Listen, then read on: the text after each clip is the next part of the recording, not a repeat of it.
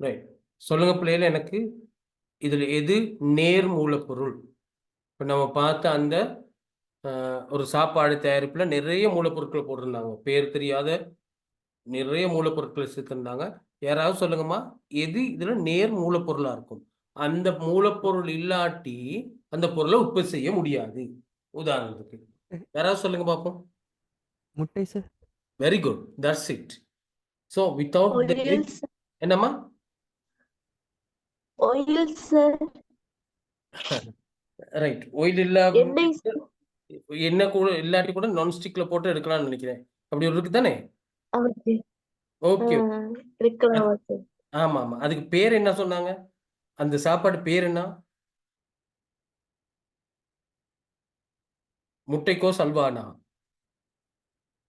அப்ப பாருங்க, அந்த முட்டை இல்லாம மத்த எல்லாம் போட்டா அது அதுக்கு பேர் வேற. அந்த முட்டை இருந்தனால தான் முட்டைக்கோஸ் அல்வா அப்படின்னு சொன்னாங்க. அப்ப நான் நிறைய வீடியோஸ் இருக்குது, நான் உங்களுக்கு என்ன பிறகு நான் காட்டுறேன். அதில் சும்மா நான் உங்களுக்கு ஒரு எக்ஸ்பீரியன்ஸ்க்காக நான் ஷேர் பண்ணி விடுறேன், நீங்க பார்க்கலாம். ஸோ அந்த மூலப்பொருள் தான் பிரதான அவுட்புட்டா கூட பார்க்கலாம். இதுலன்னா அந்த முட்டையை மிக்ஸ் பண்ணனால நம்ம முட்டையை பார்க்க இயலாது. ஆடை உற்பத்தியா இருந்தா சொல்லுங்க, என்னவா இருக்கும் உங்க அந்த ஆடை உற்பத்தியில அந்த மூலப்பொருள் இல்லாம நம்ம உற்பத்தியை மேற்கொள்ள முடியாது.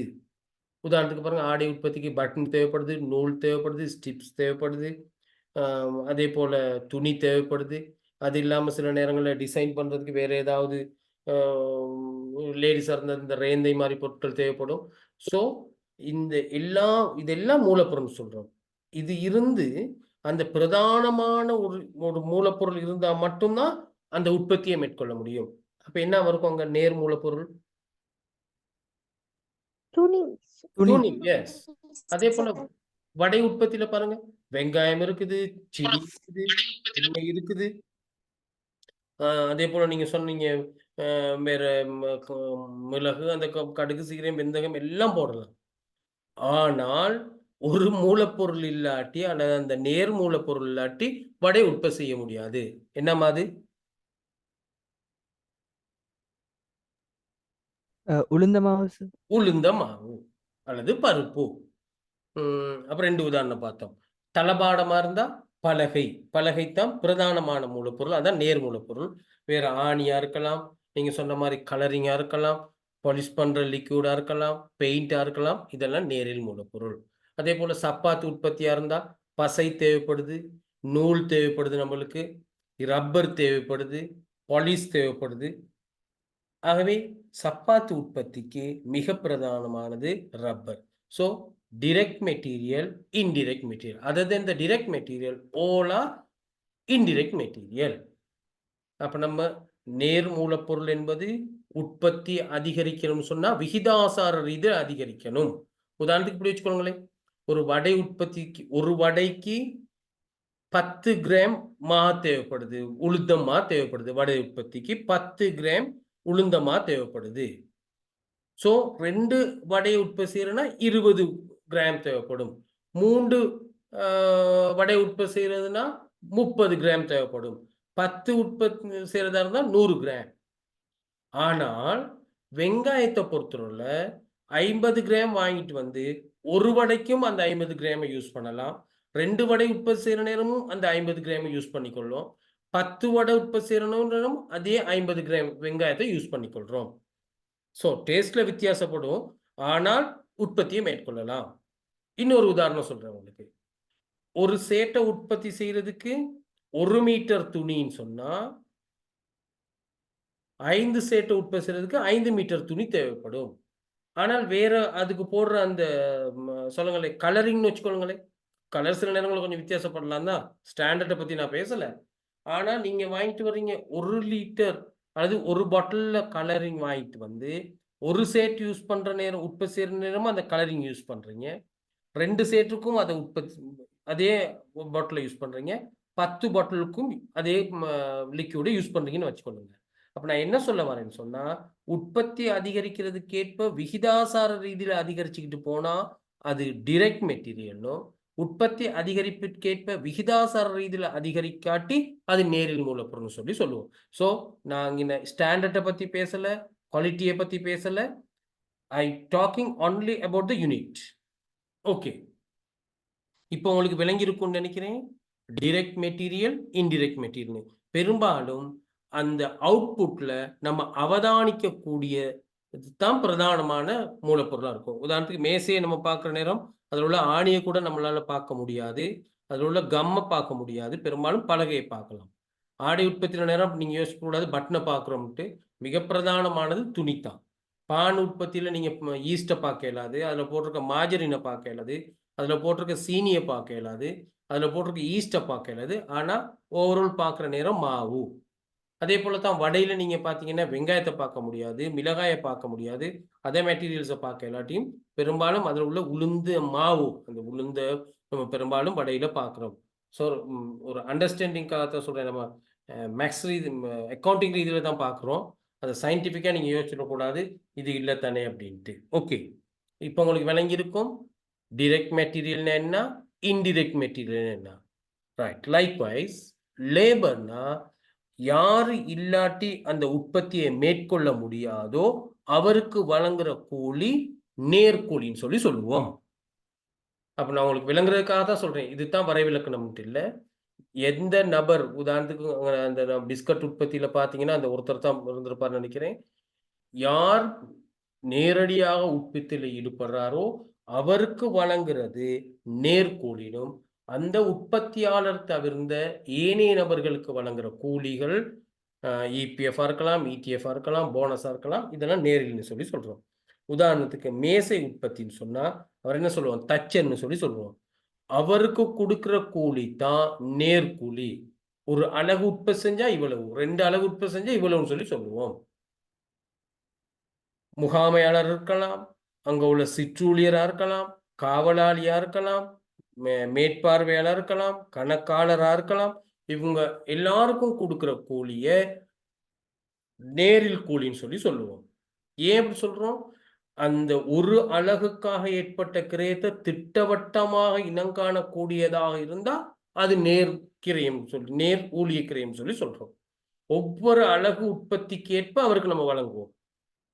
ரைட். பாருங்க, ஒரு அலகுக்கு இவ்வளவு ஏற்பட்டுச்சுன்னு திட்டவட்டமாக இனங்கண்டு சொல்ல முடியுமாக இருந்தால் அது நேர்.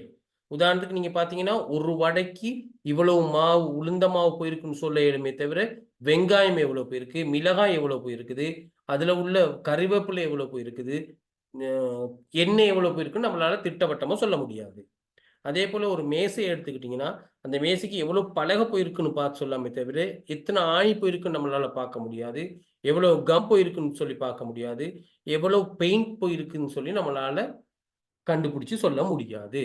ரைட். அதே போல அதே எக்ஸ்பென்சஸ்ல நீங்க பாத்தீங்கன்னா பெருமான தேவை தொடர்பா பார்த்தோம், ரெண்ட் தொடர்பா பார்த்தோம், வேற என்ன சொன்னோம், இன்சூரன்ஸ் தொடர்பா பேசணும், எலக்ட்ரிசிட்டி தொடர்பா பேசணும், ஏசி தொடர்பா பேசணும். இவ்வாறு ஏற்படுற கிரயங்கள்ல என்ன லாயல்ட்டி தொடர்பா பேசணும், ராயல்ட்டி தொடர்பா பேசணும். ஸோ இந்த ஏனைய கிரயங்கள்ல ஒவ்வொரு அலகு ரீதியாகவும் இவ்வளவு தான் போயிருக்குன்னு திட்டவட்டமாக இனம் காணக்கூடியதாக இருந்தால் அது நேர் எக்ஸ்பென்சஸ்னும் டிரெக்ட் எக்ஸ்பென்சஸ்னும், அவ்வாறு திட்டவட்டமாக இனங்கண்டு சொல்ல முடியாட்டி அது இன்டிரெக்ட் எக்ஸ்பென்சஸ்ன்னு சொல்லி சொல்றோம்.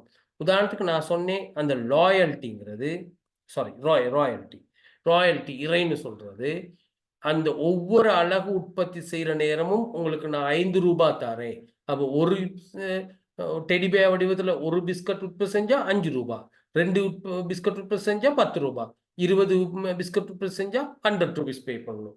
ஸோ அப்ப நேர் ஒவ்வொரு அலகுக்கும் ஏற்பட்ட கிரயத்தை நம்மளால இனங்கண்டு சொல்ல முடியுமா இருந்தா அது நேர்னு சொல்றோம். அப்ப மேல பாத்தீங்கன்னா நேர் மூலப்பொருள்னு சொன்னோம், நேர் கூலின்னு சொன்னோம், நேர் ஏனைய கிரயம். இந்த மூன்றும் முதன்மையானது, prime. So without these 3 costs we can't produce the product, entire product. So அப்ப இங்க நேர் மூலப்பொருள் தான் இருக்கு, direct material, direct labour, direct expenses. இது மூன்றையும் கூட்ட வர்றது பிரைம் காஸ்ட்னு சொல்லி சொல்லுவோம், முதன்மை கிரயம். இது மிக முக்கியமானது. இதை இப்ப விளங்காட்டி அடுத்தடுத்த பகுதியில நீங்க கஷ்டப்படுவீங்க. என்ன, நேர் மூலப்பொருள், நேர் கூலி, நேர் இணைக்கிறோம், direct material cost, direct labor cost, direct other expenses. if you add 3 these cost, it will call as prime cost. அப்ப நீங்க direct material cost அப்ப என்னவா இருக்கலாம் அதுக்கு வடை உற்பத்தியா இருந்தா தேங்காய்க்கு ஏற்பட்ட கிரயமா இருக்கலாம், வெங்காயத்துக்கு ஏற்பட்ட கிரயமா இருக்கலாம், மிளகாய்க்கு ஏற்பட்ட கிரயமா இருக்கலாம், கருவேப்பிலைக்கு ஏற்பட்ட கிரயமா இருக்கலாம், அதுல போடுற வேற எசன்ஸுக்கு போடுற மூலப்பொருட்களா இருக்கலாம். இதெல்லாம் சேர்த்து என்ன சொல்றோம்? Indirect cost. அதே போல இன்டிரெக்ட் லேபர், முகாமையாளர், சிற்றூழியர், accountant, manager, supervisors, drivers, securities, இவங்க எல்லாத்துக்கும் கொடுக்குற கூலி எல்லாமே எங்க வரப்போகுதுன்னா இன்டிரெக்ட் லேபர். நம்ம மேல சொன்ன மாதிரி மின்சாரமா இருக்கலாம், வாடகையா இருக்கலாம், காப்புறுதியா இருக்கலாம், பெருமான தேய்வா இருக்கலாம், இயந்திர திருத்த செலவா இருக்கலாம், இயந்திரத்துக்கு பயன்படுத்துற அந்த கிரீஸா இருக்கலாம். So all these cost included under the indirect expenses. So indirect material, indirect labor, indirect expenses, இது மூன்றையும் கூட்ட வர நேரம் ஓவர்ஹெட்னு சொல்றோம் ஓவர்ஹெட். பாருங்க, அப்ப நம்ம 6 வகைப்படுத்தி இருக்கோம். Direct material, direct labour, direct expenses, indirect material, indirect labour, indirect expenses. இந்த 6ம் சேர்ந்து தான் டோட்டல் காஸ்ட்னு வரப்போகுது. அப்ப இங்க பாருங்க, பிரைம் காஸ்டையும் ஓவர்ஹெட் காஸ்டையும் கூட்டின 2, அப்ப இந்த 6ஐயும் கூட்டினா நமக்கு வர்றது ப்ரொடக்ஷன் காஸ்ட்னு சொல்லலாம். அல்லது எப்படி சொல்லலாம்? பிரைம் காஸ்டையும் ஓவர்ஹெட் காஸ்டையும் கூட்டினா வர்றது ப்ரொடக்ஷன் காஸ்ட் தான். ரைட். அப்ப 2 வகையில் நம்ம வகைப்படுத்த போறோம். பாருங்க, காஸ்ட்டை சொல்றாங்க டைரக்ட் காஸ்ட், இன்டைரக்ட் காஸ்ட். அப்ப இங்க காஸ்ட் யூனிட்டுக்கு வர்றது தான் டைரக்ட் காஸ்ட், காஸ்ட் சென்டருக்கு ஏற்படுறது இன்டைரக்ட் காஸ்ட்னு சொல்லுவோம். அது நம்ம பிறகு வேணா பார்த்துக்கணும். Direct versus indirect material, direct versus indirect material cost. Direct material cost include cost of all materials becoming part of cost unit, since they are consumed in manufacture a product or providing a service. They can easily be identified, மிக இலகுவாக என்ன காணலாம், with the product or service. பாருங்க, அந்த ஒரு அலகுக்காக ஏற்பட்டது ஈஸியா இன்னும் காண முடியும். For instance, components part used to complete a job or an order and packing material can be directly related to the job or order. Right. And indirect material cost can be easily identified with a cost unit. However, it can be associated with the cost center. For example, cost of material used for maintenance work or machineries cannot be directly identified with the cost unit. அப்ப அந்த நேரடியாக இன்னும் காண முடியாது, ஆனா அந்த உற்பத்திக்கு தேவைப்படுறது.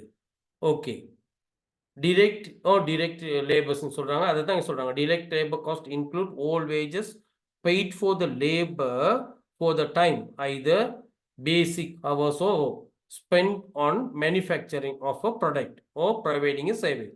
ஒரு உற்பத்தி அல்லது சேவைகளுக்கு நேரடியாக. Direct labor cost is generally determined by the measuring the time spent for manufacturing of a period or providing a service. In other hand, indirect labor cost represents all costs incurred in respect of employee that cannot be specially related to the cost unit. அந்த உற்பத்திக்காக நேரடியாக தொடர்படாதவங்க அந்த உற்பத்தி. For example, bonus payment, EPF, ETF, life insurance expenses, other supervisors, maintenance workers, salaries cannot be directly related to the product or services in a firm. However, such costs can be associated with the right. அதான் சொல்றாங்க நம்ம மேல பேசின விஷயத்தை. அதே போல பாருங்க, direct and indirect expenses. Direct expenses are expenses which is incurred in a specific product other than the direct material cost and direct wages. பாருங்க, அந்த direct material, direct wages கூலி இல்லாம நேரடியாக அந்த உற்பத்திக்கு ஏற்படுறது. If there's any expenses, expect material and labor cost, that cannot be specially related to the cost unit. It is categorized as indirect expenses. Similar to material and labor cost, direct expenses can be traced to a cost unit. அதைத்தான் சொல்றாங்க. Right.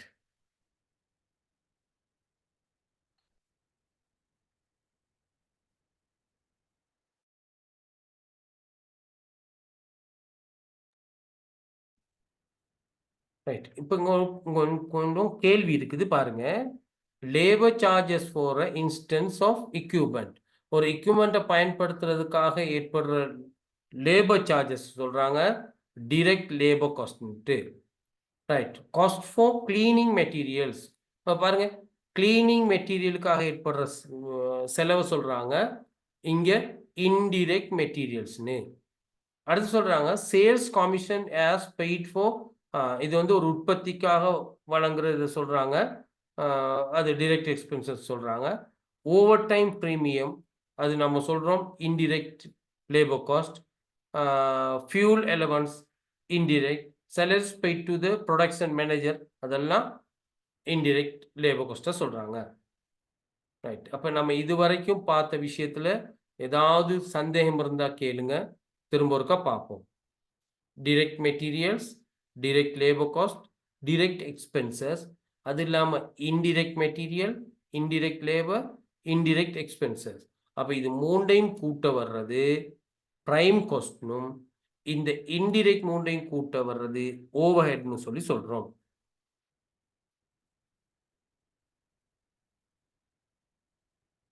Right.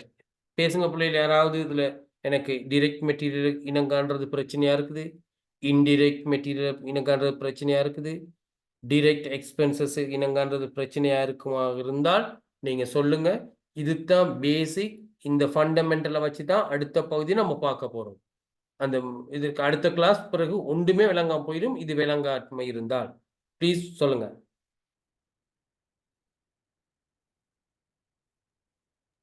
Sir அதுல direct labour cost சொன்னீங்க தானே sir?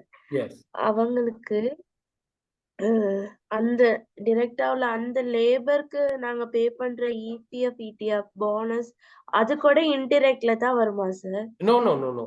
அவருக்கு நம்ம வழங்குற அந்த உற்பத்தியில ஈடுபடுறவருக்கு உற்பத்தி அடிப்படையில வழங்குவோமாக இருந்தால், அந்த ஒவ்வொரு உற்பத்தி அழகு ரீதியில நம்ம வழங்குவோமா இருந்தா அது டைரக்ட் வேஜஸ்களுக்கு தான் வரும். சரி சார். அதுபடி நாங்க கட்டுற இபிஎஃப் இடிஎஃப்பும் அதுக்கு அந்த டைரக்ட் லேபர் காஸ்ட்லயே வரும் அப்படியா சார்? ஓ அழகு ரீதியில நம்ம கட்டுவோமா இருந்தா நம்ம அங்கிட்டு வகைப்படுத்துறதுக்கு பார்க்குற நேரம் உங்களுக்கு தெரியும். மேல சொல்றாங்க உங்களுக்கு சரி சார். இந்த இருக்குது தெளிவா மேல சொல்றாங்க பாருங்க. இது உங்களுக்கு உற்பத்தி அடிப்படையில வழங்கப்படுறது இந்த இருக்குது.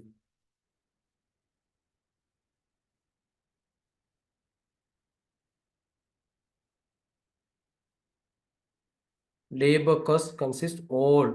இது உங்களுக்கு பாருங்க இந்த இருக்குது. என்ன தெளிவா சொல்றாங்க இந்த இடத்துல.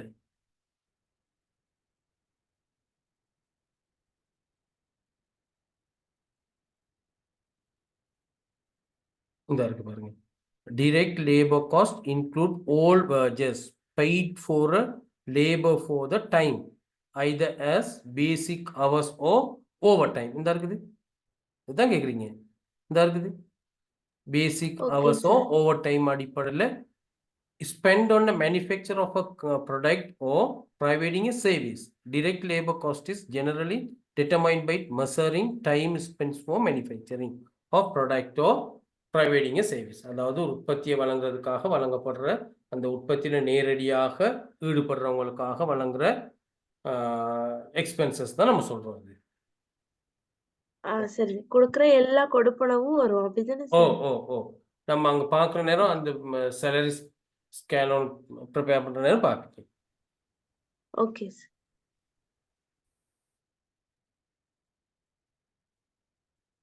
ரைட். பாருங்க ப்ரொடக்ஷன் காஸ்ட் அதில் சொல்றாங்க பாருங்க. direct material cost, direct labor cost, direct expenses. The total of these cost is called as prime cost. இது மூண்டையும் கூட்டுற நேரம் வர்றது prime cost. Indirect production cost, indirect material, indirect labor, indirect expenses. Total of these cost is production overhead னு சொல்லி சொல்ல போறோம். அப்ப இங்க சொல்றோம் ஓவர்ஹெட்னா என்ன, ப்ரொடக்ஷன் ஓவர்ஹெட் அப்படின்னு சொல்ல போறோம். இன்டிரெக்ட் காஸ்ட் மூணையும் கூட்ட வர நேரம் ப்ரொடக்ஷன் ஓவர்ஹெட்னு சொல்ல போறோம். இந்த ப்ரொடக்ஷன் ஓவர்ஹெட்டையும் பிரைம் காஸ்டையும் வர்ற நேரம் கூட்டுற நேரம் சொல்ல போறோம். அது ப்ரொடக்ஷன் காஸ்ட். ரைட்.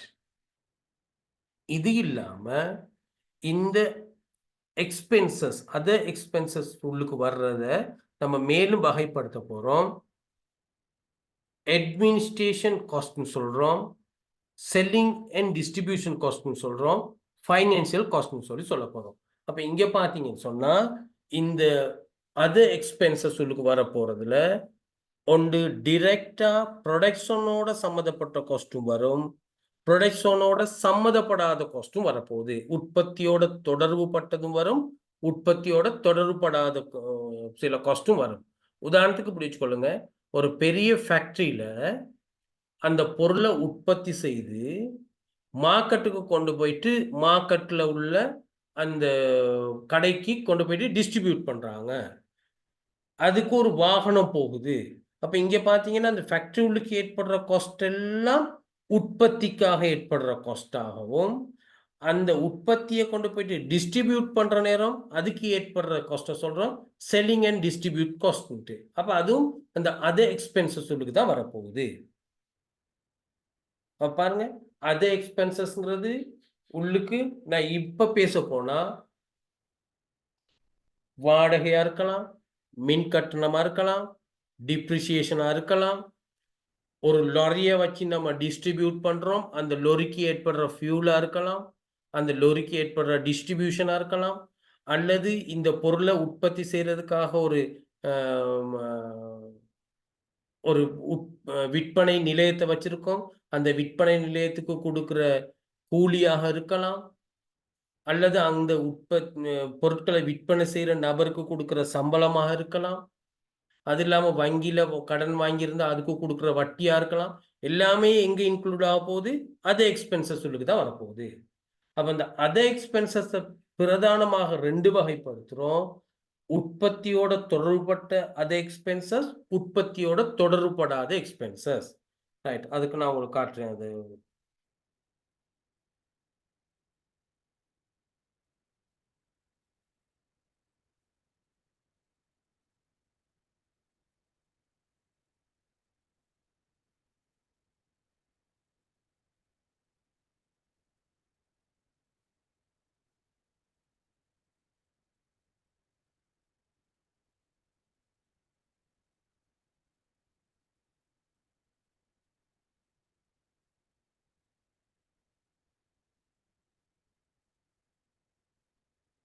ரைட், இந்த இருக்குது பாருங்க.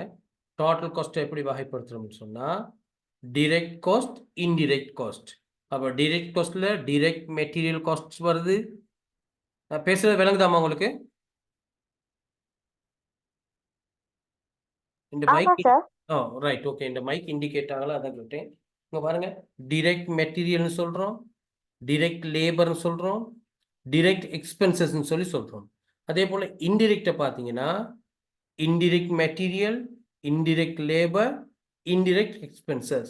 இது மூன்றையும் கூட்ட வர நேரம் சொல்றோம் ஓவர்ஹெட்னு சொல்றோம். ஓவர்ஹெட் மேந்தலைகள். இந்த ஓவர்ஹெட்டை பிரதானமாக நம்ம வகைப்படுத்துறோம். இந்த ஓவர்ஹெட்டை வகைப்படுத்துறோம் பாருங்க. ப்ரொடக்ஷன் ஓவர்ஹெட்னு சொல்றோம், அட்மின் ஓவர்ஹெட்னு சொல்றோம், அது இல்லாம சேல்ஸ் அண்ட் டிஸ்ட்ரிபியூஷன் காஸ்ட்னு சொல்றோம், அது இல்லாம ஃபைனான்சியல் காஸ்ட்னு கூட சொல்லலாம். அப்ப இங்க பாத்தீங்கன்னா ஓவர்ஹெட் உள்ளுக்கு ப்ரொடக்ஷன் ஓவர்ஹெட் இருக்குது, அட்மினிஸ்ட்ரேஷன் ஓவர்ஹெட் இருக்குது, செல்லிங் அண்ட் டிஸ்ட்ரிபியூஷன் காஸ்ட் இருக்குது. உங்களோட சிலபஸ்ல இன்னொன்று தந்திருக்கிறாங்க, ஃபைனான்சியல் ஓவர்ஹெட்னு தந்திருக்கிறாங்க. ஸோ இந்த கிளாசிஃபிகேஷன் வெரி கிளியரா இருக்கணும். இந்த சார்ட் உங்களுக்கு கிளியரா இருக்கணும். இந்த உங்களோட சிலபஸ்ல அழகா தந்திருக்காங்க.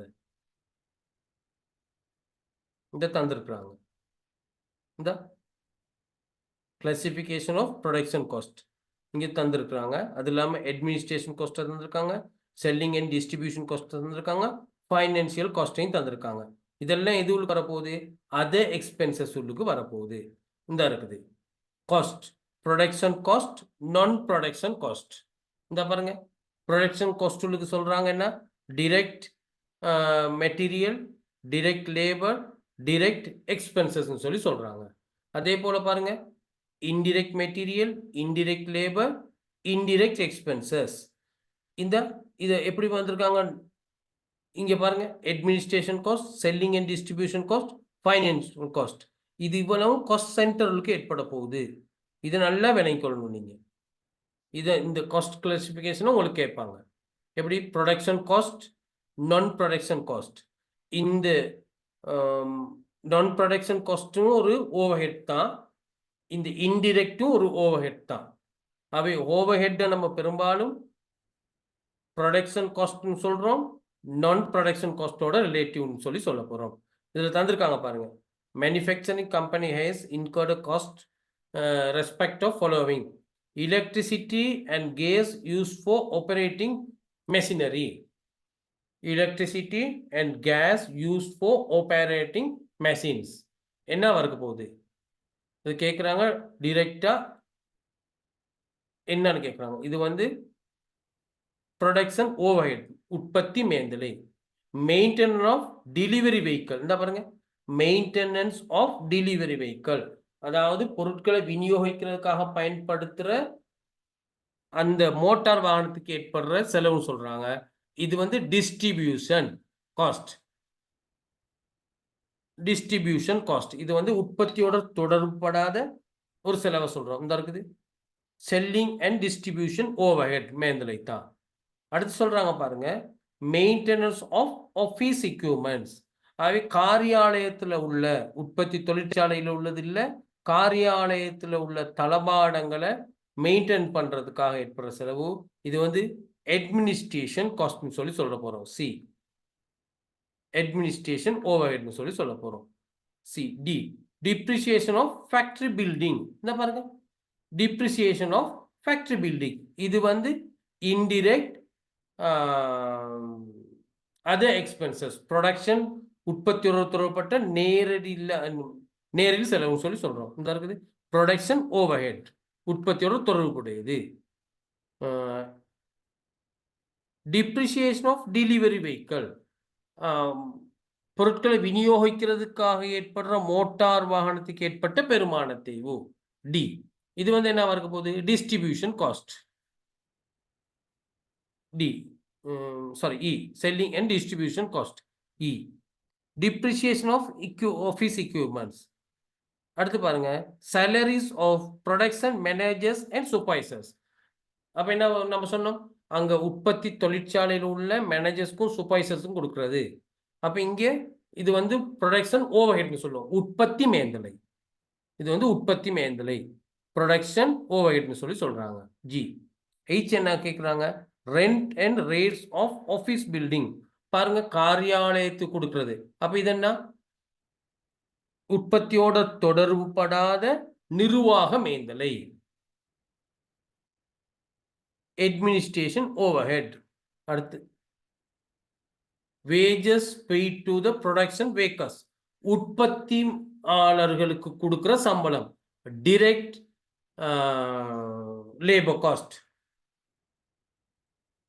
direct production காஸ்ட்களுக்கு வருது. direct நேர் உற்பத்தி கிரயம் சொல்லி சொல்றாங்க. machinery hire charges, உற்பத்தி மேந்தலை, production overhead, production overhead.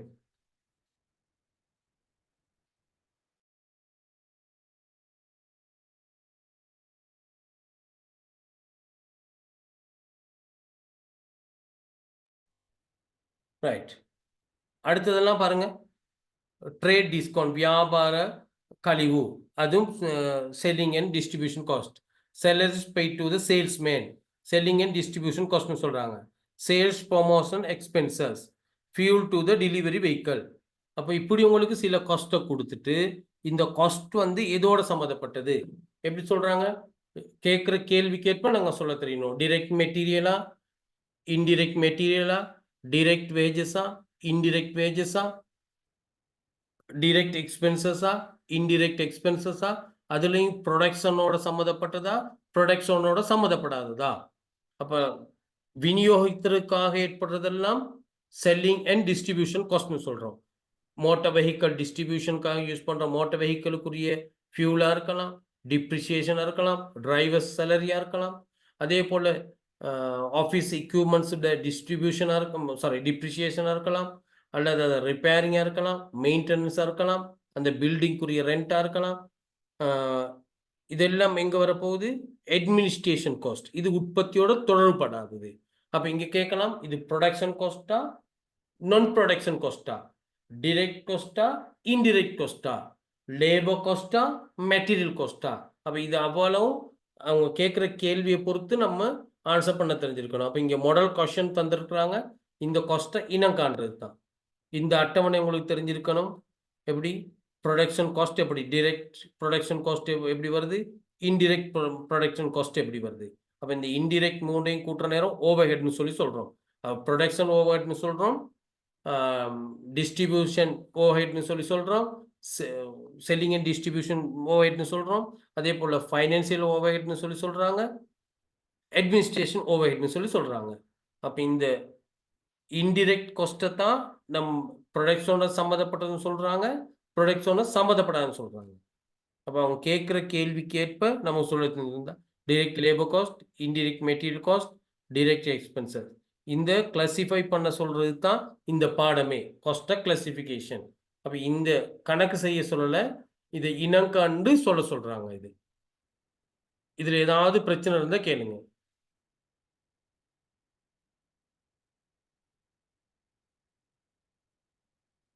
இன்னொரு 5 மினிட்ஸ் இருக்குது, கேட்டுக்கொள்ளலாம். கேள்வி எதுவும் கேட்குறதுன்னா கேட்கலாம்.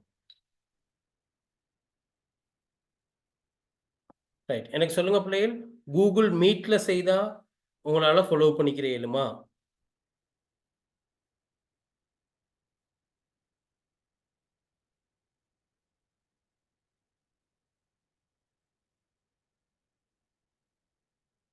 சொல்லுங்கம்மா, கூகுள் மீட்ல செய்தா ஜாயிண்ட் ஆகலுமா கிளாஸ்ல?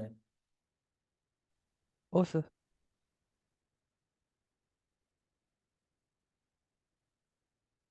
மற்ற யாருக்கும் பிரச்சனை இல்லையே? ஜாயின் பண்ணலாம் சார். ஓகே, சொல்லுங்கம்மா, இன்னைக்கு செய்ததுல ஏதாவது இப்போ நம்ம பார்த்ததுல வேகமா போயிட்டேனா, அல்லது சொல்லுங்க. ஒரு 5 மினிட்ஸ் இருக்கு, முதலாவது கிளாஸ்னாலும் நம்ம டிஸ்கஸ் பண்ணிக்கொள்வோம். நான் ரெக்கார்டிங்கை ஸ்டாப் பண்ணுறேன்.